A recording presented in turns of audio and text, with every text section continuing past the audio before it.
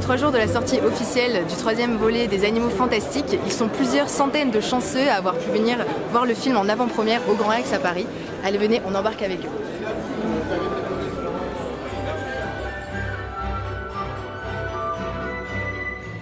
Du coup, vous avez réservé il y a combien de temps vos places Depuis combien de temps? C'est moi qui ai réservé, ça fait 10 jours. Ça fait à l'ouverture. Est-ce que vous avez des attentes particulières pour le 3e ou pas? Moi, plus trop. On va voir. Je sais qu'on va aimer, mais après... Oh, le personnage du coup de Grindelwald, oui. hâte de voir ce que ça va donner. Ah bon, excitée pour voir la 3e partie. Oui. Et du coup, donc voilà, vous êtes venu costumé. Oui, tout à fait. Alors vous représentez quel personnage? Le personnage de l'État Lestrange, qui apparaît beaucoup plus dans le film 2. Ouais, et moi je suis costumée en Séraphina Picri qui est dans le premier film. Un petit peu dans le début du 2e.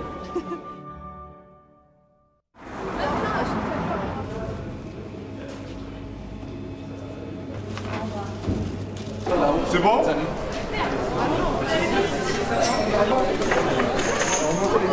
Bonjour, je te mets ces petits bracelets, gardez-les bien avec vous.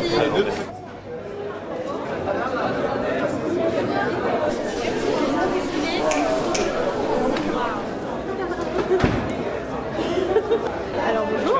Bonjour. Alors expliquez-nous un peu là, vous êtes un groupe d'amis qui êtes venus pour la journée, c'est ça? C'est ça. En fait, j'ai connu Anaïs au marathon d'Harry Potter qui s'est passé la semaine dernière au même cinéma, donc au Grand Rex. Et c'est un ami de la fac, du coup, Yann. Et on se retrouve tous les trois, oui, pour la première des Animaux Fantastiques du 3e cet après-midi. Alors est-ce que vous avez un peu des attentes pour le 3e volet? Si Dumbledore va réussir à détruire son pacte de sang, ce serait bien.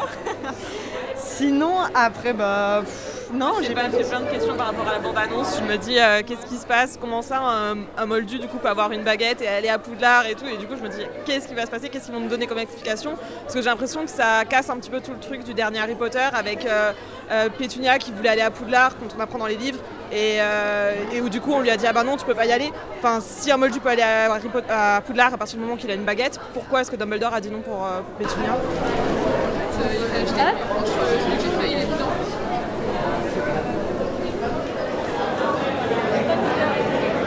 Si les fans d'Harry Potter et des Animaux Fantastiques s'apprêtent à passer près de 1 journée en marathon dans la grande salle, cet événement est évidemment une énorme organisation pour le Grand Rex et c'est ce que nous allons découvrir maintenant. Suivez-moi. Pour le concours de cosplayers, de cosplayeuses, pour tout donner, prendre du plaisir, vous avez les boutiques à l'orchestre et en haut, au 2e étage, si vous voulez aller les voir. Vous trouverez ce que vous aimez sur les univers Animaux Fantastiques et Harry Potter. Voilà, j'ai suffisamment parlé. Je vous souhaite à toutes et à tous, et encore plus à ceux et celles qui n'ont jamais vu les films, un merveilleux premier Animaux Fantastiques. C'est parti! Alors l'idée, c'est que le marathon Harry Potter, comme d'autres événements d'ailleurs Harry Potter ou les Animaux Fantastiques, c'est d'abord un moment où les gens se retrouvent, où une communauté se retrouve et où tout le monde est vraiment très heureux de partager la même ferveur pour les personnages issus de l'univers Harry Potter. Entre les films, d'abord il y a des choses techniques. Là on vient de faire un point par exemple pour savoir ce qu'on allait dire aux spectatrices, aux spectateurs par rapport au fait que le Rex va être complet là ce soir, donc il va falloir se resserrer sur les sièges, etc. pour que tout le monde puisse rentrer. On va faire le tirage au sort, on va élire les plus beaux costumes. Voilà, donc ça se prépare un petit peu.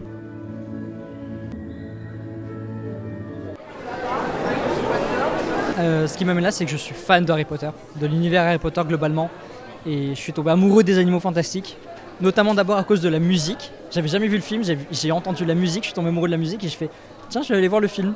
Parce que c'est l'univers Harry Potter, j'ai grandi avec et ça m'intriguait. Du coup, je suis allé voir le premier film et je suis allé le voir 7 fois d'affilée au cinéma.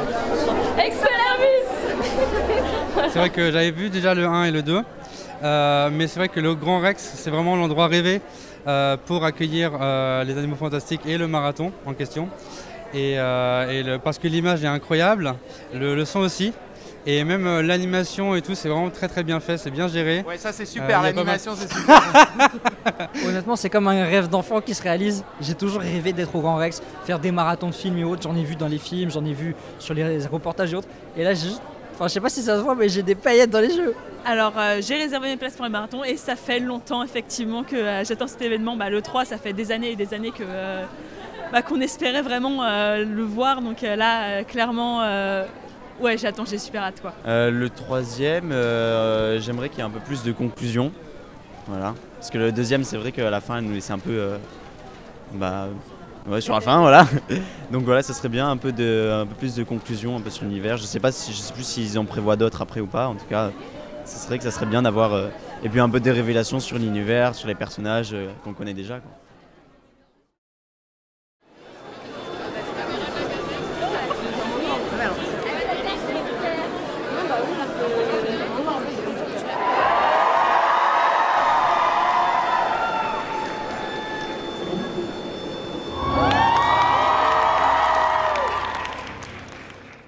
Dernier, on a fait le marathon sur les 2 jours. C'est vrai que j'ai pas eu de pause depuis 2 semaines, donc là je m'endors un petit peu. Mais est-ce que la ferveur du 3 J'attends parce que le 3, du coup, vu que je le connais pas. Les 2 premiers, je les connaissais un petit peu, donc il y avait des moments où je sentais que j'étais un petit peu somnolente. Mais ça va, j'ai réussi à m'endormir. Okay. Et le 3e, on va voir. Je pense que ça va me réveiller parce que je le connais pas du tout.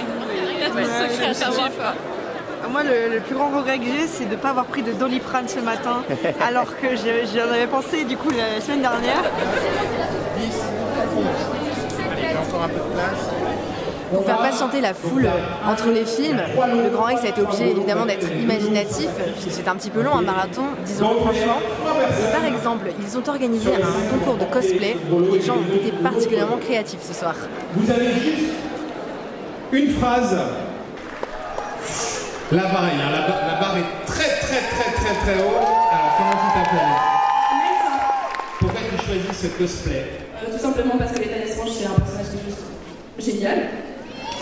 C'est vrai qu'Harry Potter, il y a une affection un peu particulière. D'abord parce que c'est un moment de vie qui a duré très longtemps. Ça nous a suivis. Alors moi, j'étais déjà pas super jeune. J'avais une petite vingtaine d'années quand les premiers sont sortis. Mais pour les gens qui sont nés avec Harry Potter et qui ont aujourd'hui 30 ans, t'imagines, c'est toute leur vie, quoi. Et puis les fans, les cosplayeuses, les cosplayers sont des gens souvent adorables, bienveillants, dans l'amour de l'univers Harry Potter, mais aussi dans l'amour des gens de manière générale. Et ça, c'est vraiment très agréable. Forcément, la relation entre Grindelwald et Dumbledore, alors là, je l'attends énormément. J'espère que ce ne sera pas que du fanservice, qu'ils vont vraiment développer ça. Déjà, je suis contente de savoir que Dumbledore est officiellement gay dans la saga et que ça ne va pas être encore plein d'insinuations, mais sans qu'ils disent vraiment les choses. Alors pour l'instant, je suis surtout très excitée à voir le suivant. Donc les 2 premiers sont exceptionnels, je les ai vus un nombre incalculable de fois, l'ambiance était folle. Mais là, je suis très impatiente de voir le dernier, de voir justement les secrets de Dumbledore et tout ce qu'il engendre dans ce 3e opus. On va voir ce qui se passe dans le dernier, les secrets de Dumbledore. En plus, c'est un retour à Poudlard parce qu'il nous montre Dumbledore, Poudlard, le thème d'Harry Potter. On est en train de replonger, de faire le lien avec l'ancienne saga. Et ça, pour les fans et pour ceux qui adorent les premiers Harry Potter comme moi, c'est un plaisir de revenir un peu vers ses sources originelles, sans pour autant être dans l'univers, enfin chez Harry Potter. Mais en tout cas, les liens sont en train de se reformer, quoi.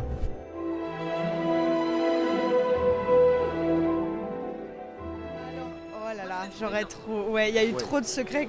En fait, j'aime beaucoup, mais il y a eu beaucoup trop de secrets qui ont été dévoilés en même temps dans le film, quoi. Il y a eu beaucoup de trucs, beaucoup de révélations.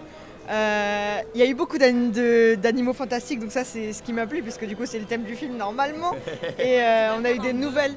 Ouais, dans le 2, il y en a moins d'animaux fantastiques par rapport au premier. Et moi, j'aime bien le 2.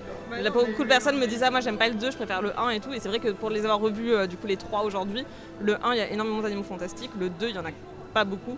Et du coup, là, c'était bien. Il y avait une bonne proportion, je trouvais, entre tout. Et ouais.